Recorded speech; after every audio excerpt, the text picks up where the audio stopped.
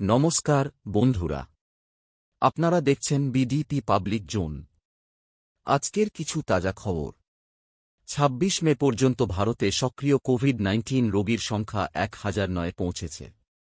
কর্ণাটক ও মহারাষ্ট্রে মৃত্যুর খবর পাওয়া গেছে। বিহার ও ঝাড়খণ্ডে নতুন সংক্রমণ শনাক্ত হয়েছে। পশ্চিমবঙ্গে সক্রিয় রোগীর সংখ্যা ১১ জন।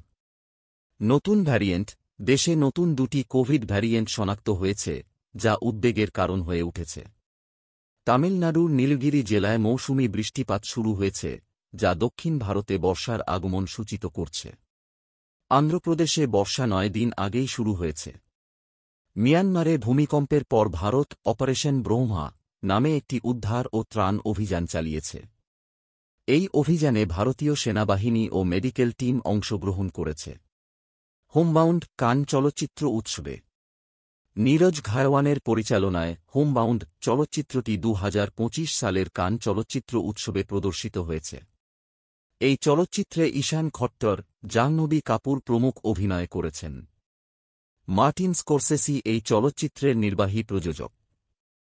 অপারেশন সিঁদুর ও রাজনৈতিক প্রতিক্রিয়া। ভারত-পাকিস্তান সীমান্তে সাম্প্রতিক উত্তেজনার প্রেক্ষিতে অপারেশন সিঁদুর চালু হয়েছে, যা রাজনৈতিক মহলে ব্যাপক আলোচনার সৃষ্টি করেছে। গাজায় ১১ সপ্তাহের অবরোধের পরও ত্রাণ বিতরণ সম্ভব হয়নি, যা আন্তর্জাতিক মহলে উদ্বেগের কারণ হয়েছে। ভারত-পাকিস্তান উত্তেজনার কারণে আকাশসীমা বন্ধ। ভারত ও পাকিস্তান পরস্পরের আকাশসীমা আরও ১ মাসের জন্য বন্ধ রাখার সিদ্ধান্ত নিয়েছে।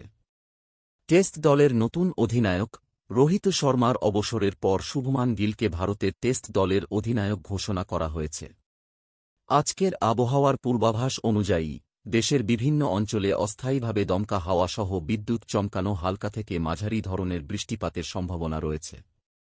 কংগ্রেস পার্টির জাতীয় নেতৃত্ব গৌরব গগৈকে অসম প্রদেশ কংগ্রেসের পরবর্তী সভাপতি হিসেবে নিয়োগ দিয়েছে।